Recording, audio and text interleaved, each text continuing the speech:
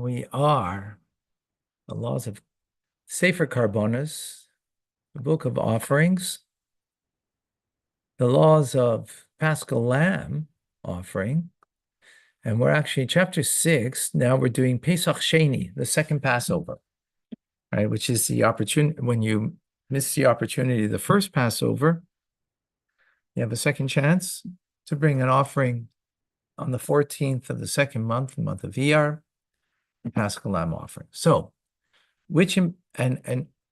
so if you were impure the first Passover, or you were distant from Jerusalem, as we explained actually yesterday, then you are not obliged to bring then the first Passover, and you have to bring the second Passover, your Paschal Lamb offering. Okay, so which impure individuals are prevented from offering until the second Pesach? Anyone cannot partake in Paschal sacrifice on the 15th of Nisan because of the impurity.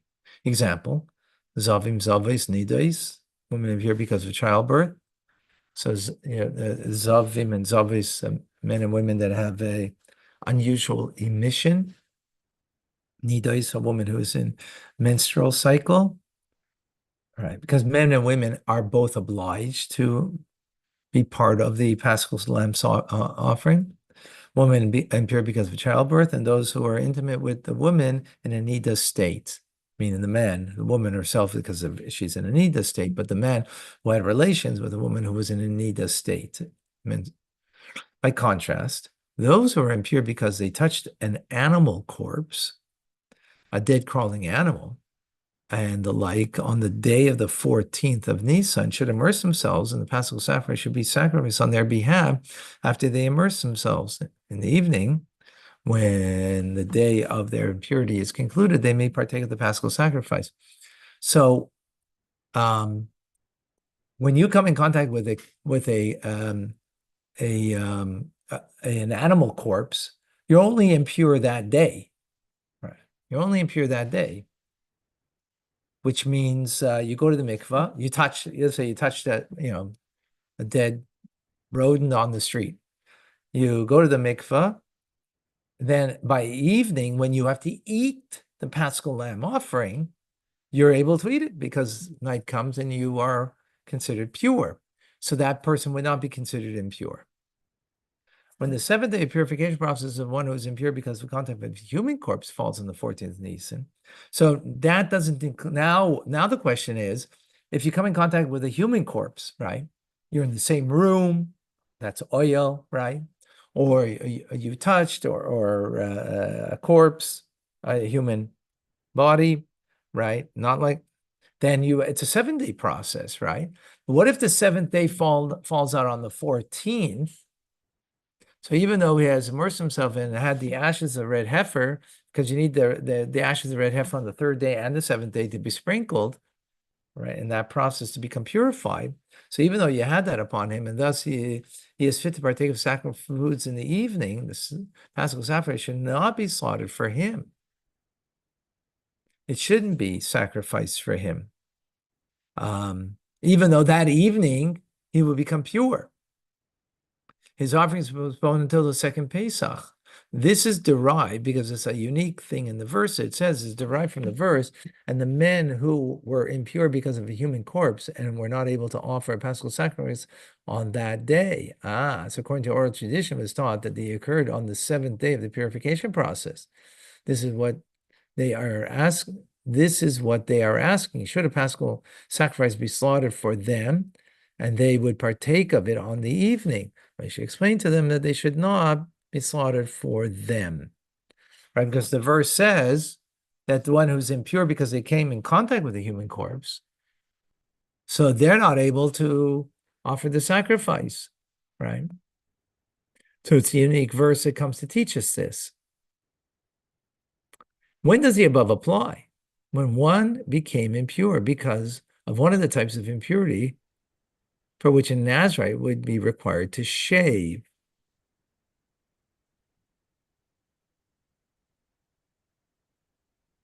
Shave if they became in contact.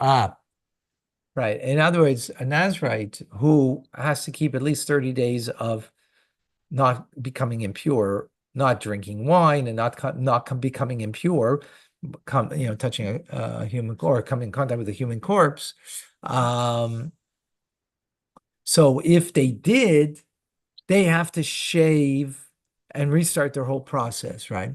So it's only in that instance, if, however, one became impure because of other types of impurity resulting from contact with the corpse, in which a Nazarene is not required to shave, the Paschal sacrifice may be slaughtered for him on the seventh day of his purification process, after he immersed himself and had the ashes of red heifer sprinkled upon him. In the evening, when the day of the impurity is concluded, he may partake of the Paschal sacrifice. I'm trying, it doesn't give an example over here.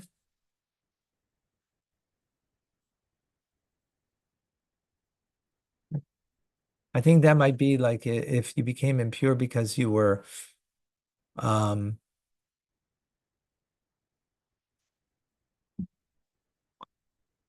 let's say you were in a field where there was human remains, but you didn't know exactly where it was. So it's somewhat of a doubt. Yeah, you might be there might be underneath you a human corpse, right? You know that there's a corpse there, but you're not certain where the corpse is in this field. So you were in that field and maybe you were impure. I think that might be one of the instances, right? Where the Nazarite wouldn't have to, if he came in contact in such an instance. In other words, it's only when it's definitive. Um, uh, truth is, it doesn't explain here. Take a look. Okay.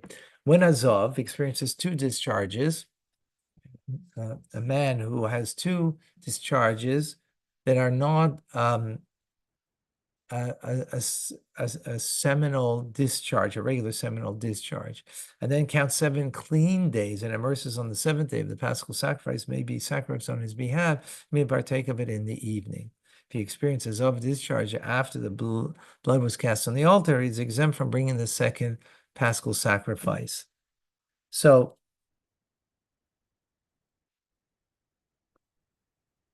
two discharges, so it's not it's a Zav Ketana. So he counts, huh? Three discharges. That's when he has to, that's a Zav Gedolah, but this is right. This is a minor one, right? And then he counts 7 days. And immerse on the seventh day. So in this, he may partake in it, right? Now, what happens if he experienced another discharge, but the sacrifice was brought, and on the altar, the blood was cast? On the altar the blood is cast, what that means is you have fulfilled your offering of giving the of bringing this offering, the Paschal Lamb offering. But then he became disqualified.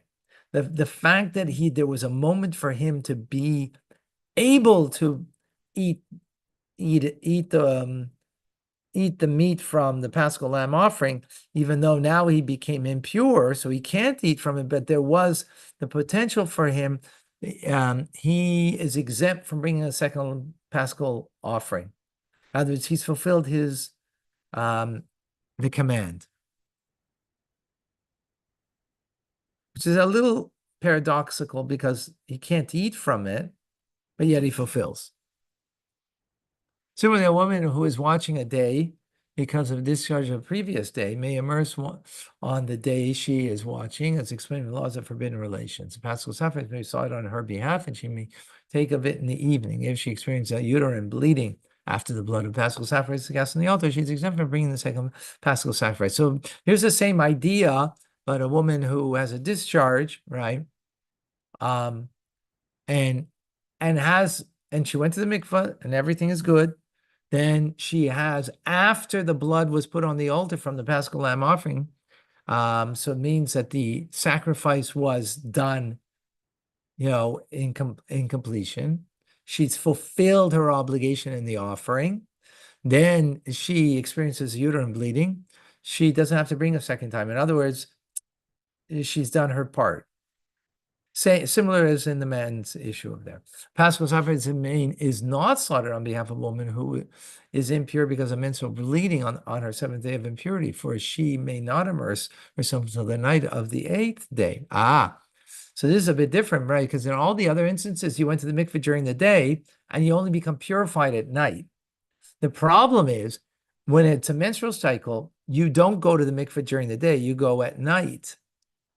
And therefore, there was no moment that she was fitting that she could have eaten from the Paschal offering. And therefore, she partake of Paschal meat until the night of the ninth. And you can't eat it in the ninth, right? You can only eat it that night, the Paschal lamb offering, right? It can only be eaten that night, remember. It's only until that morning that you're allowed to eat it. Can't eat it beyond that. So therefore, she never became in a situation that she would have had the possibility to. Therefore, the sacrifice is not slaughtered on her behalf. Remember, you have to be counted and be part of a group. That's something unique about the Paschal lamb offering. It was done it was a part of a group that you were associated and counted and a part of. Number 4. When one of the requiring atonement when one of those requiring atonement may bring their sacrifice on the 14th of Nisan, right? The eve of Passover. That night is when you eat the Paschal lamb offering, but it's slaughtered and it's brought and it's sprinkled the blood on the 14th in the afternoon. So one may slaughter Paschal lamb on their behalf, right? Because their sacrifice may be offered on the 14th, whether before Paschal sacrifice or is slaughtered or afterwards. They may partake of their Paschal sacrifices in the evening. Why? Because they have offerings they have to bring that day, fine. And at night, they become completely atoned. We do not slaughter the Paschal sacrifice on their behalf until they entrust their sacrifice as required to regain purity to the court, lest they be negligent and fail to offer them. Right? So we have to make certain for them to be part of the Paschal sacrifice. They just in case they it's a busy day on the eve of Passover with so many offerings being brought, and therefore you may be negligent and fail to offer it. So therefore it has to be given over to the court in order that it will ensure that it will be done, and therefore you could be counted and be part of the sacrifice, the Paschal sacrifice. When the 8th-day purification process of a person suffering from tsaras falls on the 14th of Nisan, but experiences a seminal emission that day, he may immerse himself, enter the women's courtyard, and bring a sacrifice. Although the person who immersed on the particular day is forbidden entering the temple courtyard that day, as explained in Hilchos Bias Hamikdash, since this is the day that the Paschal sacrifice is to be offered at its appointed time, a positive commandment whose omission is punishable by kares, comes to supersede the rabbinic commandment. So there's a rabbinic commandment over here that this person who had the seminal mission cannot allowed to go into the temple courtyard.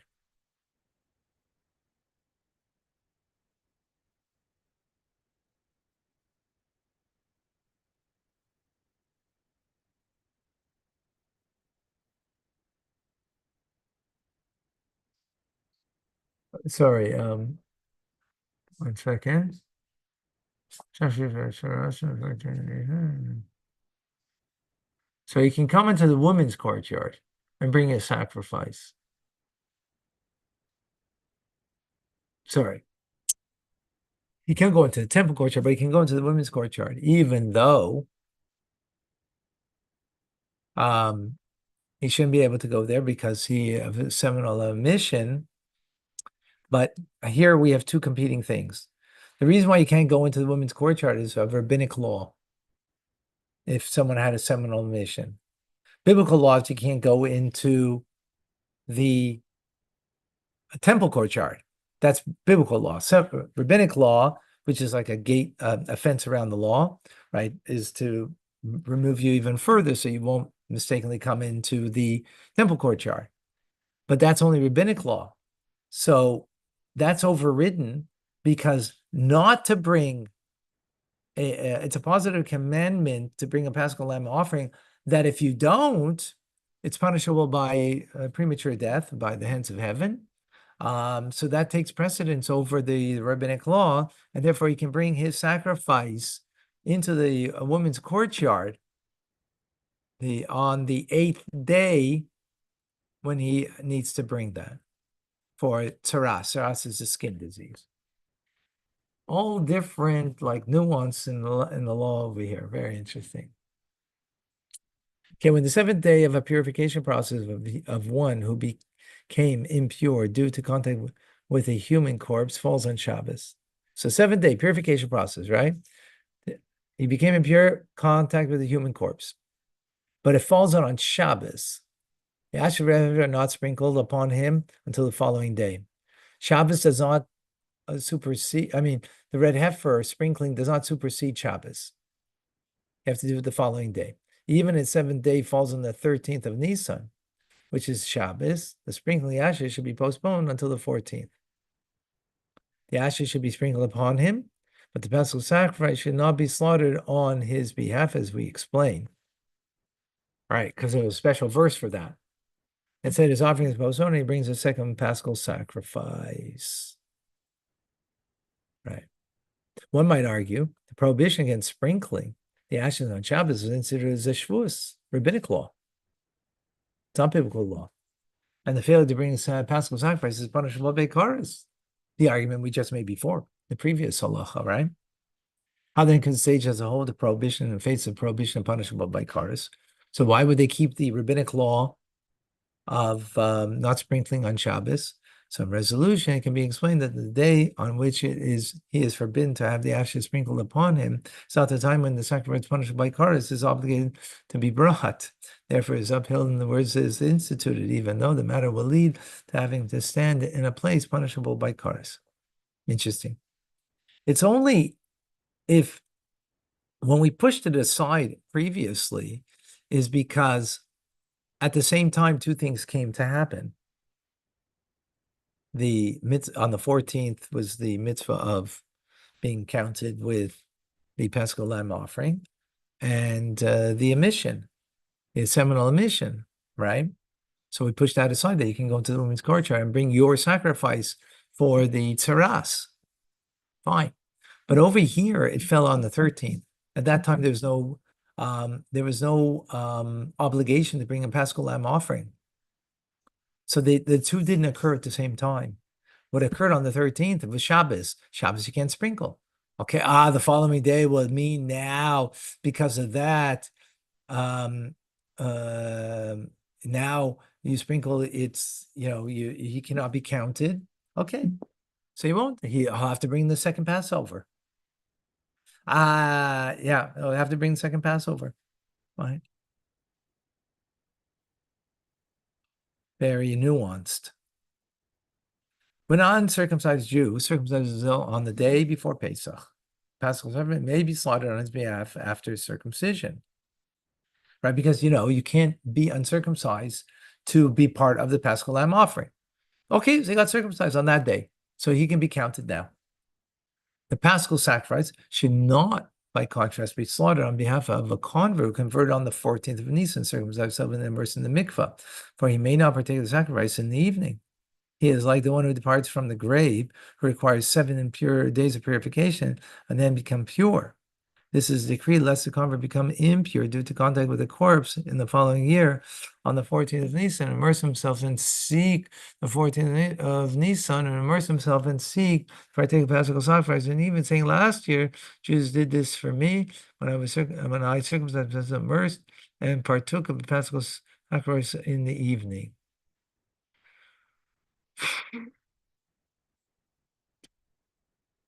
I understood what I said there to some degree. I don't fully grasp it to be able to give that over properly.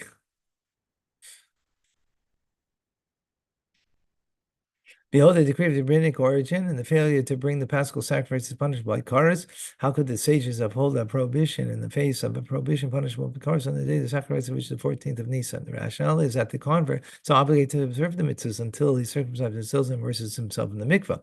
He should not immerse himself until he becomes healed from the circumcision, as we explained with regard to the concept of conversion. Therefore, they uphold their words in the instance because the person who circumcised himself should not have immersed until he was healed. Thus, he should not have incurred the obligation to bring a Paschal sacrifice at all. Wow.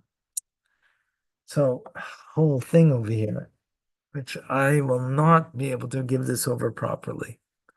I need to digest it more.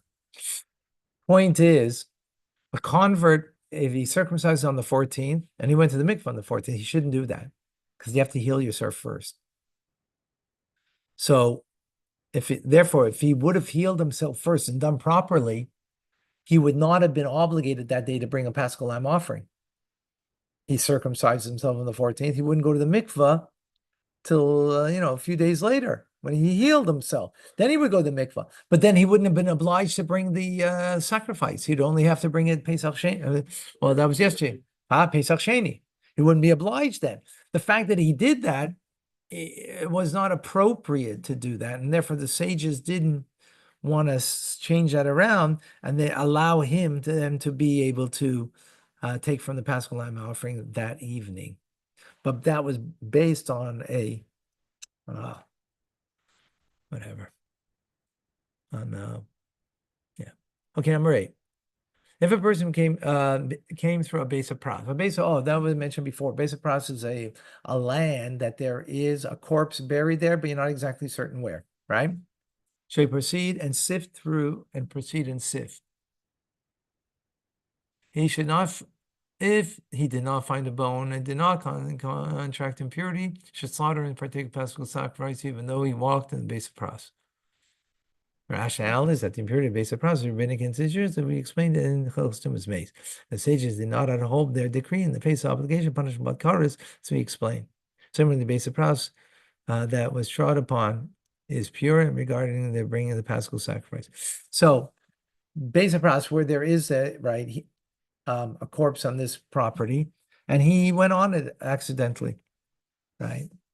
So he should sift through it to see if he finds any bones, and if he doesn't, then he's not impure, and he can partake of the Paschal sacrifice, even though the law is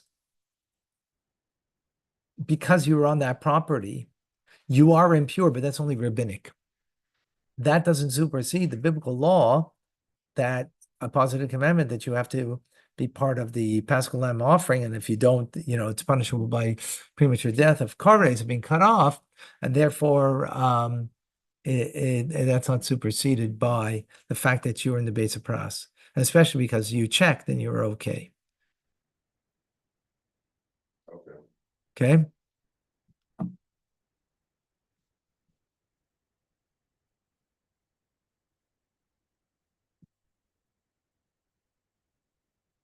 Okay, a person in an acute state of Einin, morning is fit to partake of Paschal offering in the evening.